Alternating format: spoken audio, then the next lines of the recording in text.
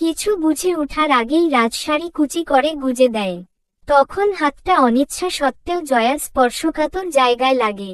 জয়া শরীরটা কেমন যেন শিউরে উঠে, মনে হয় সারা শরীরে বিদ্যুৎ বয়ে যাচ্ছে। জয়া রাজের গালে চড় বসিয়ে দেয়। রাজ অবাক হয়ে জয়ার দিকে তাকিয়ে থাকে। কি এভাবে তাকিয়ে কি দেখছিস? তোর কি করে সাহস হয় রুমে না বলে প্রবেশ করার, তার উপর আমাকে শাড়ি পরাতে গিয়ে ওখানে হাত দেওয়ার? তোর কি মনে হয় তোর এসবে আমার মন গলে যাবে?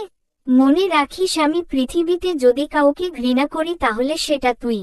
জয়া, তুমি যতই অবহেলা করো না কেন আমি তোমাকে ভালোবাসবই। তোমার মন ঠিকই জয় করে নিব।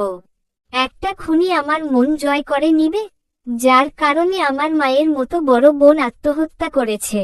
কি দোষ করেছিল আমার বোন? কি দোষ করেছিলাম আমি? ভালোই তো বাসতাম তোমাকে, নিজের সবটা দিয়ে ভালোবেসেছি। তার প্রতিদান স্বরূপ নিজের কলিজার টুকরো বোনকে হারিয়েছি। আমি তোকে ঘৃণা করি, তোর মুখটাও দেখতে ইচ্ছে হয় না আমার। রাজ আর জয়ার তর্কাতর্কির সময় রাজের ভাবি রুমে এসে পড়ে। কি হলো, তোমরা এভাবেই থাকবে? নিচে খেতে আসো, রোমাঞ্চ করার অনেক সময় পাবে। সকালে নাস্তা করে রাজ জরুরি কাজে অফিসে চলে যায়। অফিস থেকে আসার সময় জ্যামে যখন আটকে পড়ে, হঠাৎ খেয়াল করে দেখতে পায় একটা 9-10 বছরের মেয়ে ফুল নিয়ে দাঁড়িয়ে আছে। গাড়ির কাজ নামিয়ে দিতেই মেয়েটা বলল, স্যার, একদম তাজা বেলি ফুলের মালা ম্যাডামের জন্য নিয়ে যান, ম্যাডাম অনেক খুশি হবে। রাজ মেয়েটার কাছ থেকে একটা ফুলের মালা নিয়ে 1000 টাকার একটা নোট বাড়িয়ে দিল। স্যার, সারাদিন 500 টাকার ফুলও বিক্রি করতে পারি না, এত টাকা কিভাবে ভাঙতে দিব?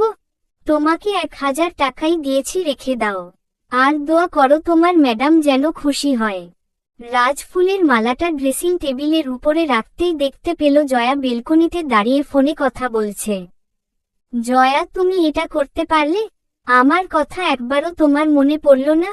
জয়া জারিফের কথা শুনে ফুপিয়ে কান্না করে দিল। কি হলো, কাঁদছো কেন?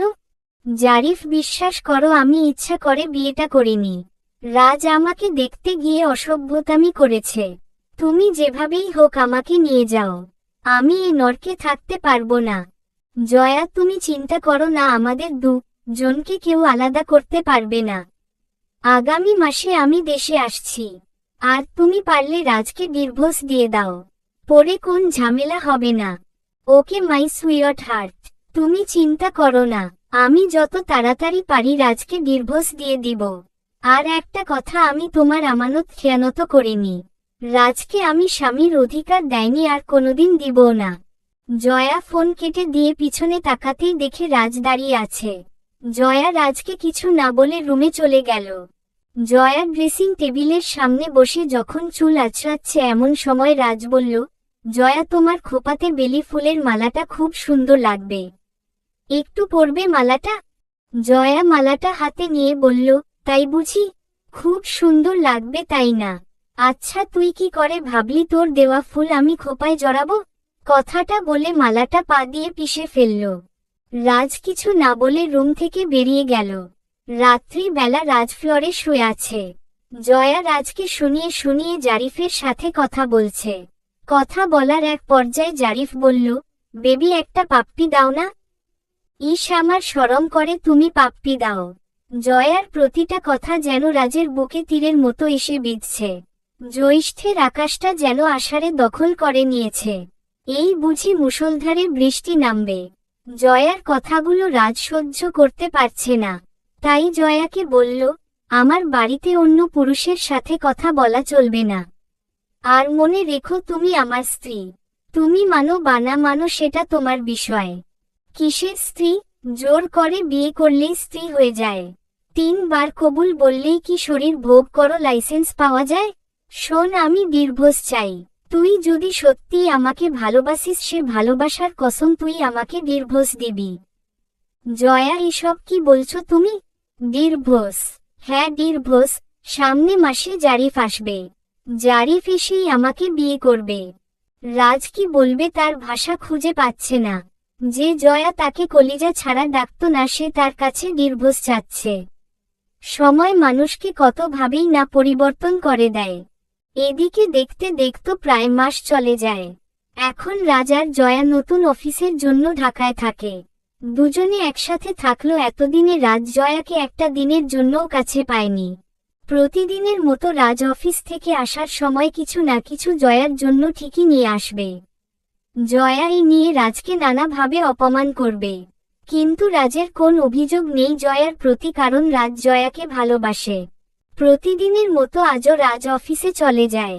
রাজ অফিসে চলে যাওয়ার সাথে সাথেই জয়ার নাম্বারে একটা মেসেজ আসলো, দরজাটা খুলো তো। জয়া দরজা খুলতেই চমকে গেল।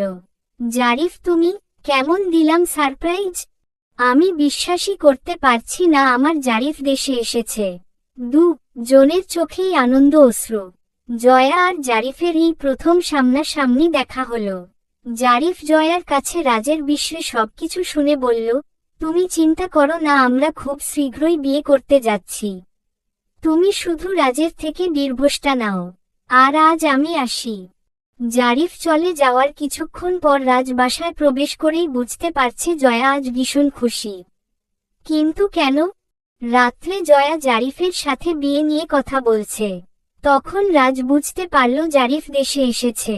জারিফের আসার কথা শুনে রাজের বুকের ভেতরটা কেমন যেন করছে। মনে হচ্ছে প্রিয় বস্তুটা হারিয়ে ফেলতে যাচ্ছে। এদিকে জয়া জারিফের সাথে কথা শেষ করেই রাজকে বলল, রাজ কালকেই আমি ডিভোর্স চাই। সরি, আমি তোমাকে ডিভোর্স দিতে পারবো না, তবে একটা শর্তে ডিভোর্স দিতে পারি। কি শর্ত বলো? আগামী 7 দিন তুমি আমার স্ত্রীর মতো হয়ে থাকবে, যা বলবো তাই করবে। ভয় পেও না, স্বামীর অধিকার চাইব না, আর কোনোদিন তোমার সামনে মুখ নিয়ে দাঁড়াবো না। আর হ্যাঁ, আজ অফিস থেকে আসার সময় ডিভোর্স লেটার নিয়ে এসেছি, 7 দিন পর সই করে দিব। এখন বলো তুমি শর্তে রাজি কিনা? আচ্ছা, আমি তোমার শর্তে রাজি।